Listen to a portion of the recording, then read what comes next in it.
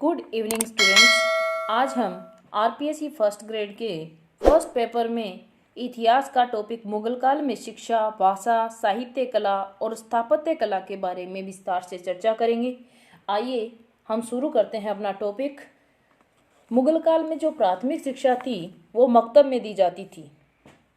उच्च शिक्षा थी वो मदरसों में दी जाती थी और वहाँ की जो भाषा थी वो कौन सी थी? फारसी। मदरसा-ए बेगम की स्थापना हुमायूं ने महामंगा की सहायता से करवाई।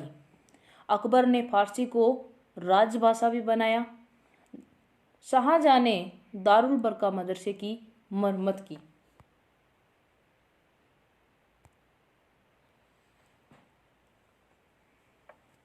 शाहजहां ने दारुल बरका मदरसे की मरम्मत की। औरंगजेब की निर्वासित पुत्री जेबुनिसा ने बैतुल उल उलूम नामक मकतब या स्कूल बनवाया। मुगल काल में जो न्याय की शिक्षा थी वो फरंगी महल मदरसा में दी जाती थी और व्याकरण की जो शिक्षा थी वो शालकोट मदरसा में दी जाती थी। मुगल काल के समय हिंदू शिक्षा का सबसे बड़ा केंद्र था वो बनारस था और शिक्षा के क्षेत्र में 3 प्रकार की उपाधियां दी जाती थी।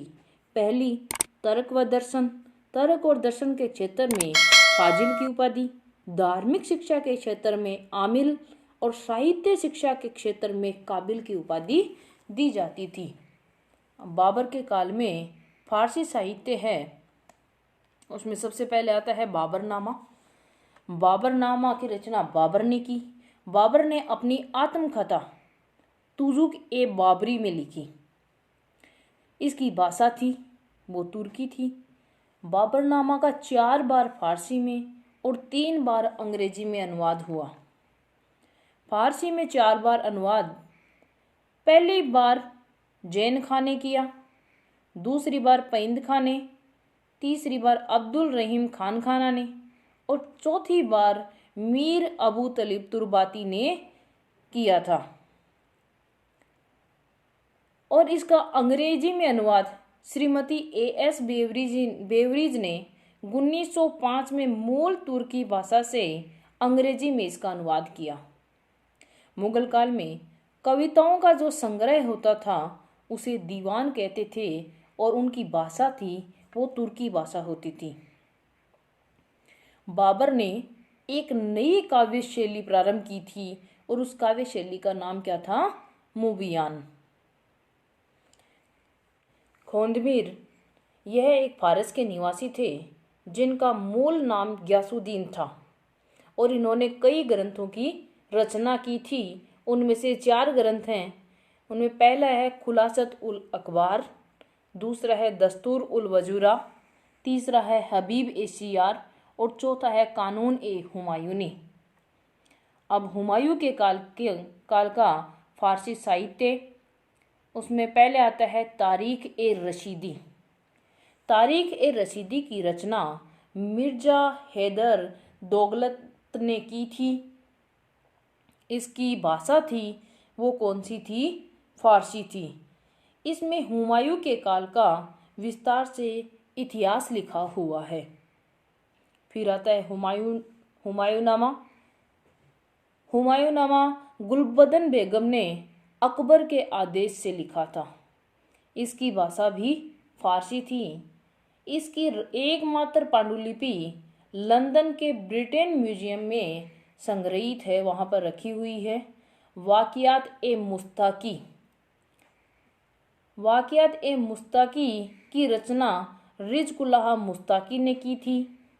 तज़किरात उल वाक़ियात, ये इसकी रचना जोहर आफ्ताबची ने की और इसके कई उपनाम हैं जैसे तारीख ए हुमायूनी, तारीख ए हुमायूं शाही, तारीख ए जवाहर शाही। अब आता है तज़किरात ए हुमायूं व अकबर। इसकी रचना बायजीद बयात ने की थी। फिर आती है तारीख ए दाऊदी। इसकी रचना अब्दुल्ला ने की थी जहांगीर के समय। अकबर कालीन फारसी साहित्य। मुगल बादशाहों ने रामायण व महाभारत जैसे संस्कृत ग्रंथों को फारसी में अनुवादित करवाया।